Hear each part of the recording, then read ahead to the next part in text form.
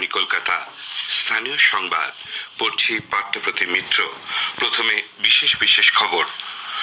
প্রধানমন্ত্রী নরেন্দ্র মোদী আজ সকালে উত্তরপ্রদেশের অযোধ্যা ধাম স্টেশন থেকে virtually Malda town sir M বিশ্বেশ্বরাইয়া টার্মিনাল অমৃত ভারত এক্সপ্রেসের যাত্রার সূচনা করবেন।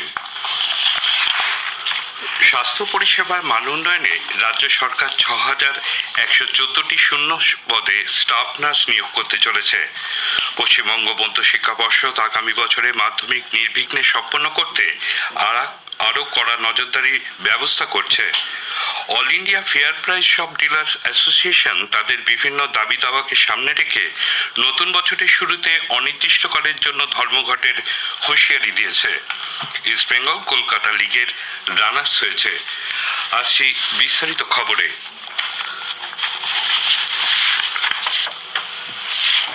বন্দে ভারতের পর এবার অমৃত ভারত এক্সপ্রেস পেতে চলেছে বাংলা। প্রধানমন্ত্রী নরেন্দ্র মোদী আজ সকালে উত্তরপ্রদেশের অযোধ্যা ধাম স্টেশন থেকে virtually Malda town sir M বিশ্বেশ্বরাইয়া টার্মিনাল অমৃত ভারত এক্সপ্রেসের যাত্রার সূচনা করবেন। মালদা থেকে যাত্রা শুরু করে ৪২ ঘন্টায় অমৃত ভারত এক্সপ্রেস ব্যাঙ্গালোরে পৌঁছবে। ঘন্টায় গতিবেগ হবে প্রায় ১৩০ কিলোমিটার। সব মিলিয়ে ২২টি কামরার এই ট্রেনে থাকছে CCTV camera, digital display board, পর্যাপ্ত পরিমাণে চার্জিং পয়েন্ট, আধুনিক শৌচালয় সহ নানাবিধ আধুনিক পরিষেবা। মালদা উত্তরের সাংসদ খগেন মুর্মু জানান, এই ট্রেন স্থানীয় মানুষদের দীর্ঘদিনের চাহিদা পূরণ করবে। এই ট্রেনটা অত্যন্ত প্রয়োজন ছিল। এখানে ট্রেনটা মালদাতে দেওয়া হয়েছে, যেটা আমাদের শুভ উদ্বোধন হচ্ছে নতুন বছরের উপহার হিসেবে, এবং এখান থেকে সরাসরি ব্যাঙ্গালোর পর্যন্ত যাবে। এই ট্রেন এতটাই দরকার ছিল পরিযায়ী শ্রমিকদের জন্য, এবং এখান থেকে যারা চিকিৎসার জন্য যান, এখান থেকে যারা পড়াশোনার জন্য যান, এখান থেকে অনেক সময় ব্যবসায়ীরা যান, এই ট্রেনটাও তাদের জন্য খুবই দরকার। উত্তরবঙ্গের দক্ষিণ দিনাজপুর ও কলকাতার মধ্যে রেল যোগাযোগ আরও বৃদ্ধির লক্ষ্যে বালুরঘাট ও শিয়ালদার মধ্যে একটি নতুন দৈনিক এক্সপ্রেস ট্রেন চালু হতে চলেছে। আগামী ১ জানুয়ারি বেলা ১২টায় ভিডিও কনফারেন্সিং এর মাধ্যমে বালুরঘাট থেকে এই ট্রেনের যাত্রার সূচনা করবেন রেলমন্ত্রী অশ্বিনী বৈষ্ণব। ট্রেনটি শিয়ালদা থেকে রাত 10:30টায় ছেড়ে পরের দিন সকাল 8:30টায় বালুরঘাট পৌঁছবে। অন্যদিকে বালুরঘাট থেকে সন্ধ্যে 7টায় ছেড়ে পরের দিন ভোর 4:20 শিয়ালদায় পৌঁছবে ট্রেনটি। এদিকে নতুন বছরের জলপাইগুড়ি থেকে রানীনগর, জলপাইগুড়ি ও হলদিবাড়ি রেলপথে বৈদ্যুতিক ট্রেন চালু করার প্রস্তুতি খতিয়ে দেখছে রেল কর্তৃপক্ষ। ইতিমধ্যেই এই লাইনের বৈদ্যুতিকরণের কাজ প্রায় শেষ হয়েছে। গতকাল এই রেলপথে ও বেশ কয়েকটি স্টেশন পরিদর্শন করেন নর্থ ইস্ট ফ্রন্টিয়ার রেলওয়ের principal chief electrical engineer Rabilesh Kumar. তিনি বলেন, ছোটখাটো কিছু কাজ এখনো বাকি রয়েছে, সেগুলো শেষ হলেই এই রেলপথে ইলেকট্রিক ট্রেন চলাচল শুরু করবে। বর্ষবরণের রাতে আগামীকাল যাত্রীদের সুবিধায় মেট্রো রেল তাদের নর্থ সাউথ করিডোরে নিরাপত্তা ব্যবস্থা জোরদার করার সিদ্ধান্ত নিয়েছে। মেট্রোর তরফে এক বিজ্ঞপ্তিতে জানানো হয়েছে, ওই দিন এসপ্ল্যানেড, পার্ক স্ট্রিট, ময়দান, রবীন্দ্র সদন এবং দমদম স্টেশনে অতিরিক্ত নিরাপত্তা বাহিনী মোতায়েন করা হবে। নাশকতামূলক ঘটনা প্রতিরোধে প্রতিটি স্টেশন থাকবে পৃথক নজরদারি ব্যবস্থা। যাত্রী ভিড় সামাল দিতে স্টেশনগুলিতে অতিরিক্ত টিকিট কাউন্টারও খোলা হবে। স্বাস্থ্য পরিষেবার মান উন্নয়নে রাজ্য সরকার ৬,১১৪টি শূন্য পদে স্টাফ নার্স নিয়োগ করতে চলেছে। বিভিন্ন হাসপাতাল ও স্বাস্থ্যকেন্দ্রে এই নার্সদের নিয়োগ করা হবে। পশ্চিমবঙ্গ স্বাস্থ্য নিয়োগ পর্ষদকে এই নিয়োগ পরিচালনার দায়িত্ব দেওয়া হচ্ছে। ইচ্ছুক চাকরি প্রার্থীরা অনলাইনে আবেদন করতে পারবেন। স্বাস্থ্য দপ্তর সূত্রে জানা গেছে, এই স্টাফ নার্স নিয়োগের ক্ষেত্রে কোনো লিখিত পরীক্ষা দিতে হবে না, শুধুমাত্র ইন্টারভিউ এর মাধ্যমে যোগ্য প্রার্থীদের বেছে নেওয়া হবে। এই ধরনের কাজে যাদের অভিজ্ঞতা আছে তারা বাড়তি গুরুত্ব পাবেন। স্বাস্থ্য দপ্তরের জারি করা নির্দেশিকায় বলা হয়েছে, অন্য রাজ্য থেকে কেউ এই পরীক্ষায় আবেদন করতে পারবেন না। বিজ্ঞপ্তি ও আবেদন সংক্রান্ত যাবতীয় তথ্য স্বাস্থ্য দপ্তরের অফিসিয়াল ওয়েবসাইটে পাওয়া যাবে। আগামী বছরের মাঝামাঝি এই নিয়োগ প্রক্রিয়া শেষ হবে বলে জানা গেছে। এসএসকেএম হাসপাতালে রুটিন চেক আপ করাতে আসা মুখ্যমন্ত্রী মমতা ব্যানার্জির ডান কাঁধে গত সন্ধ্যায় ছোট অস্ত্রোপচার হয়েছে বলে খবর।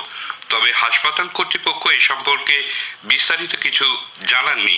হাসপাতাল থেকে সন্ধ্যে 7:50 নাগাদ বেরিয়ে মুখ্যমন্ত্রী বলেন তিনি সম্পূর্ণ সুস্থ রয়েছেন। এরপর মমতা ব্যানার্জি ইংরেজি নতুন বছর উপলক্ষে মানুষকে আগাম শুভেচ্ছা জানান। সঙ্গে ছিলেন মন্ত্রী ফিরহাদ হাকিম।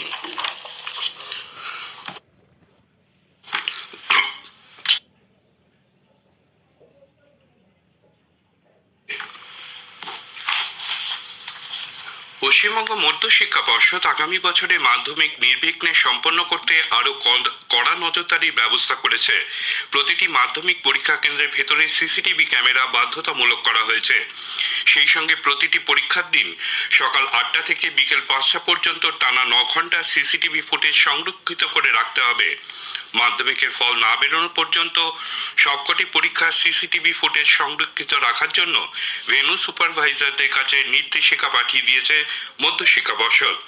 গত বছরই পরীক্ষা কেন্দ্রগুলিতে সিসিটিভি বসানোর নির্দেশ জারি করা হয়েছিল, কিন্তু পরিকাঠামোগত সমস্যা এবং সময়ের অভাবে অনেক স্কুল সিসিটিভি বসাতে পারেনি। উল্লেখ্য 2024 সালের 2 ফেব্রুয়ারি থেকে মাধ্যমিক পরীক্ষা শুরু হচ্ছে এবং শেষ হবে 12 ফেব্রুয়ারি। রাজ্য সরকার উচ্চশিক্ষা পোর্টালের মাধ্যমে শিক্ষকদের বদলি প্রক্রিয়া আরো 6 মাস স্থগিত রাখার নির্দেশ দিয়েছে। আগামী 30শে জুন পর্যন্ত এই প্রক্রিয়া স্থগিত থাকবে। এর আগে উচ্চশিক্ষা পোর্টালের মাধ্যমে শিক্ষক বদলি 31শে ডিসেম্বর পর্যন্ত স্থগিত রাখা হয়েছিল।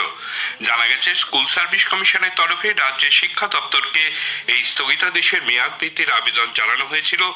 নতুন নিয়োগ, প্রশাসনিক বদলি প্রভৃতি কারণে আবেদনের ভিত্তিতে সাধারণ বদলি এবং বিশেষ বদলি বন্ধ রাখা হয়েছে বলে জানা গেছে। এদিকে আরো 6 মাস উচ্চশিক্ষা পোর্টাল বন্ধ হওয়ার প্রেক্ষিতে শিক্ষানুরাগী ঐক্য মঞ্চের সাধারণ সম্পাদক কিঙ্কর অধিকারী বলেন, মঞ্চের পক্ষ থেকে অন্ততপক্ষে আপোষ বদলি চালু করার দাবি করা হয়েছিল। এতে কোনো বিদ্যালয়ের ছাত্রছাত্রী ক্ষতিগ্রস্ত হতো না, কিন্তু তা করা হয়নি। রেশন ডিলারদের আর্থিক অনটন, দুর্দশা এবং নানাভাবে হেনস্থার শিকার হতে হচ্ছে এই অভিযোগে গতকাল খাদ্য ভবনের সামনে বিক্ষোভ দেখায় all India fair price shop dealers association. ইতিমধ্যেই ওই সংগঠন তাদের বিভিন্ন দাবি দাওয়াকে সামনে রেখে নতুন বছরের শুরুতেই অনির্দিষ্টকালের ধর্মঘটের হুঁশিয়ারি দিয়েছে। এর পাশাপাশি রেশন ডিলারদের এই সংগঠন আগামী 16ই জানুয়ারি দিল্লির রামলীলা ময়দানে তাদের দাবিকে সামনে রেখে ধর্ণা কর্মসূচি পালন করবে এবং প্রধানমন্ত্রীকে স্মারকলিপি দেবে বলে জানিয়েছে। দেশ জুড়ে তাদের এই আন্দোলন সংগঠিত করা হবে বলে সংগঠনের পক্ষ থেকে জানানো হয়েছে। রাজ্য সরকার রেশন দোকানগুলিতে বাংলা সহায়তা কেন্দ্র চালু করার পরিকল্পনা নিয়েছে। খাদ্য দপ্তর বাংলা সহায়তা কেন্দ্র চালু করতে ইচ্ছুক রেশন ডিলারদের তালিকা তৈরির নির্দেশ দিয়েছে। দপ্তরের রেশনিং এবং ডিডিপিএস অধিকর্তাকে এ বিষয়ে উদ্যোগী হতে বলা হয়েছে। এর পরিপ্রেক্ষিতে জেলাগুলিতেও সংশোধিত ও বিধিবদ্ধ রেশন এলাকার আধিকারিকরা বিজ্ঞপ্তি জারি করেছেন। রাজ্যে বর্তমান 3600টি বেশি বাংলা সহায়তা কেন্দ্র রয়েছে। 6000-এর কাছাকাছি রেশন দোকানে এই পরিষেবা চালু হলেও আরো বহু সংখ্যক মানুষ উপকৃত হবেন বলে খাদ্য দপ্তরের তরফে জানানো হয়েছে। পশ্চিমবঙ্গে তৃণমূল কংগ্রেসের সঙ্গে বিজেপির কোনো ফারাক নেই বলে ত্রিপুরার প্রাক্তন মুখ্যমন্ত্রী তথা সিপিআইএম-এর পলিট ব্যুরো সদস্য মানিক সরকার মন্তব্য করেছেন। গতকাল বর্ধমানের সংস্কৃতি লোকমঞ্চে প্রয়াত সিপিআইএম নেতা নিরুপম সেনের স্মরণসভায় বক্তব্য রাখতে গিয়ে তিনি বুথভিত্তিক কমিটি তৈরির ওপর দলীয় কর্মীদের জোর দিতে বলেন। রাজ্যে দূষণ নিয়ন্ত্রণ পর্ষদের অ্যাসিস্ট্যান্ট এনভায়রনমেন্ট ইঞ্জিনিয়ার ধীমান চক্রবর্তীকে শব্দ দূষণের বিরুদ্ধে প্রতিবাদ করায় অন্যায়ভাবে বদলি করা হয়েছে বলে অভিযোগ করেছে পরিবেশ সংগঠন সবুজ মঞ্চ। গতকাল এক প্রেস বিবৃতিতে সংগঠনের সাধারণ সম্পাদক নবদত্ত জানান, কিছুদিন আগে হাওড়া টুইন সিটি আবাসনের কমপ্লেক্সে গভীর রাত পর্যন্ত ডিজে বাজানোর বিরুদ্ধে ধীমানবাবু গোলাবাড়ি থানায় অভিযোগ করেন। এর প্রেক্ষিতে পুলিশ এসে মাইক বন্ধ করে দেয়। পর্ষদের সদস্য সচিবকে চিঠি দিয়ে এই ধরনের শব্দ দূষণ বন্ধ করারও আবেদন জানান ধীমানবাবু। এরপরই তার বিরুদ্ধে প্রোটোকল ভাঙার অভিযোগ আনা হয় এবং প্রতিহিংসাবশত তাকে মালদায় বদলি করা হয় বলে সবুজ মঞ্চের অভিযোগ। কলকাতা ফুটবল লিগের ডার্বি ম্যাচে গত 30শে নভেম্বর নৈহাটি স্টেডিয়ামে মোহনবাগান সুপার জায়েন্ট মাঠের দল নামানোয় ইস্টবেঙ্গলকে 3 পয়েন্ট দেওয়া হয়েছে। আইএফএ অফিসে কলকাতা ফুটবল লীগের শৃঙ্খলা রক্ষী কমিটি বৈঠকে এই সিদ্ধান্ত নিয়েছে। 3 পয়েন্ট পাওয়ার ফলে ইস্টবেঙ্গল 17 ম্যাচে 42 পয়েন্ট নিয়ে এবারের কলকাতা লিগে রানার্স হলো। শেষ করার আগে খবরের বিশেষ অংশ আরেকবার। প্রধানমন্ত্রী নরেন্দ্র মোদী আজ সকালে উত্তরপ্রদেশের অযোধ্যা ধাম স্টেশন থেকে virtually Malda town sir M বিশ্বেশ্বরাইয়া টার্মিনাল অমৃত ভারত এক্সপ্রেসের যাত্রার সূচনা করবেন। স্বাস্থ্য পরিষেবার মান উন্নয়নে রাজ্য সরকার 6114টি শূন্য পদে স্টাফ নার্স নিয়োগ করতে চলেছে। স্থানীয় সংবাদ শেষ হলো।